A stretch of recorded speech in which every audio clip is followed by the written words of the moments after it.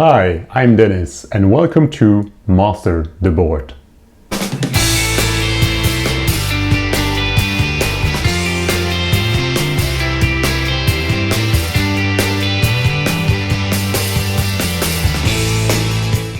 Last week I already told you that to become better at skimboarding I also have to work on my physical health. And while you already saw me go for a run, that running is indeed important to be able to endure the session, to prolong the session, and to be able to skimboard, of course, without constantly being short in breath. But besides that, I also created a routine that every morning I do some basic stretching exercises and some basic strength exercises, well, just to become more athletic again. So let's get started with that.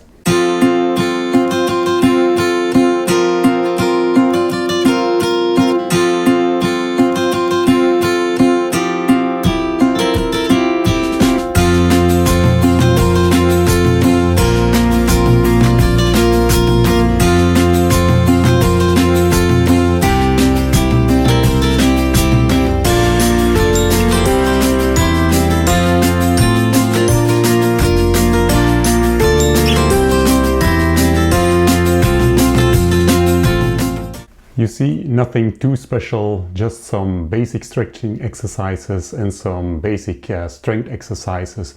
While it are not really strength exercises, it's more some core stability, which I think is also very important to balance on the board. And just, well, I know that I feel much better with it if I do this every morning for about 10 to 15 minutes. So, great start of the day. Let's see what else comes up. I'm at the beach right now. Not sure how much you can understand of what I'm saying, because as you can probably see and hear, there is a lot of wind today. The last couple of days haven't been any supportive whatsoever to make progress in my skimboarding. It has been raining a lot. Today it didn't rain that much, but there's a lot of wind right now. Luckily the sun is coming through, so I thought, yes, it's the moment to go to the beach and progress some more. But well, the conditions are really bad right now. A lot of wind. I already tried it a little bit and the board was just blown away. I couldn't really jump on it, so I think I will leave it here. Well, that's nature, isn't it? You can't predict it. You want to progress, you want to do some things, but then, yeah, you always have to obey the laws of nature. The weather is much better than it was yesterday, although there still is a lot of wind. Perhaps you can see it on the flag. So right now I'm not sure whether I will be able to skimboard or not, so I'm just going to go for a quick run on the beach right now. Then I can scout the conditions over there, and then hopefully later today I will be able to progress a little bit more in my skimboarding. Well, the conditions at the beach were not any better than they were yesterday. Still a lot of wind. The lifeguards, just as they did yesterday, put up the red flag. When you were running on the beach or walking on the beach, you got completely sandblasted. High waves, yeah, just not really good environment to skimboard. And the one improvement there was that well, it's not raining anymore, so the sand was not that muddy anymore, which could help me. I could at least run again to jump on the board, but well, the other conditions were absolutely not good. So probably no skimboarding for me even this week. Not only today, but even this week, because the next days I have a lot of other things to do. So I'm really doubting if I can show you any skimboarding on a skimboarding channel. Weird, isn't it? But well, the weather isn't really supporting. So I need to find something else to talk about. And well, I'm educated as an engineer, so I love data. And in the previous video and also in the beginning of this video, I mentioned that it's not only about skimboarding, but it's also about becoming more healthy again, becoming more athletic again. And well, as an engineer, I approach it in a very analytical way. So let's dive into some data of becoming more healthy. And well, I already mentioned it, I go for a run regularly, and my best companion for running is my Polar M400 that I'm using. It's a slightly older device, but it still works perfectly fine for me. And just to clarify it, I'm talking a lot about Polar and the advantages of Polar, but this is not a sponsored video by Polar. I'm not associated with Polar in whatever way possible. I'm just a big fan of their products, and I know that it can help me because I'm already wearing the device for several years. But so yeah, what does it mean to become more healthy in data? I have a few data sets that I follow to judge whether I'm healthy or not.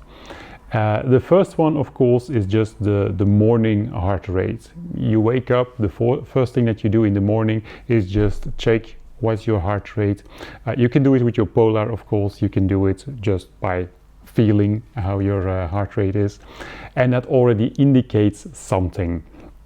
Well, it's very personal, of course, but in general you could say the lower the heart rate, the better the health.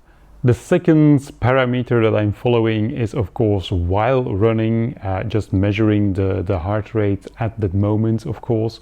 But again, that's a parameter that doesn't say a lot. Because the conditions can have a very big influence on that. It's not only about running fast or slow, it's also about, like for example, running against the wind or having the wind in your back.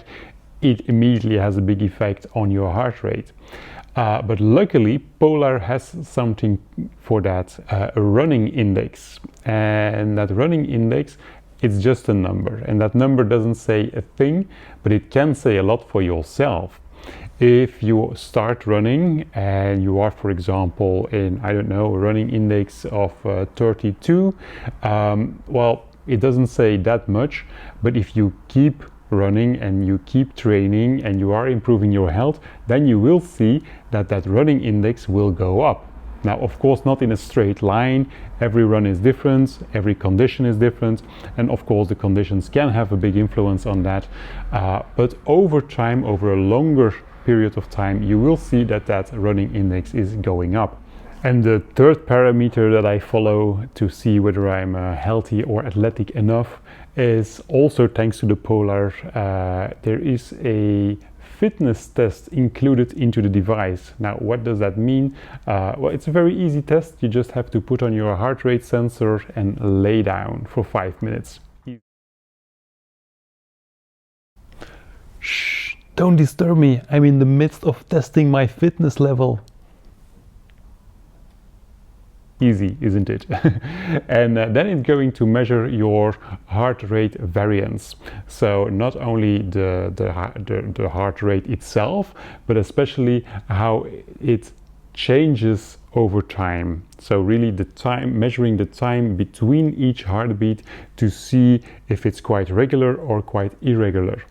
And that is also a prediction of your VO2 max, and that is a direct indicator for how healthy you are.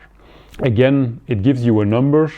The number as such is not that important, but again, it's about the evolution. But that are the things with those parameters. You don't have to focus too much on those specific numbers really in the moment itself. No, you have to always look at it for over a longer period of time, because then you can only see the real evolution, and whether it's high or low today, that doesn't say much. You don't build your physical health just overnight. And then there's the fourth and last parameter that I think is a very important one to follow up, and that gives you a good indication of how healthy or how fit you are. And for me, that's the daily activity level. Again, it gives you a number, a percentage of how active you were compared to a certain goal. And again, the number itself doesn't say that much. It's like, yeah, you had a day of 90% or a day of 50% or a day of 120%, but what does it really mean? Well, it's not that important for me. I always like to follow these parameters more on a long term, so not on a daily level, not even on a weekly level, but more on a monthly level. And good news there as well. If I look at the months for 2021, so January, February, March, April, June, July, it's constantly increasing. So that would mean that I'm really active right now. And that's of course also thanks to the skimboarding on a regular basis.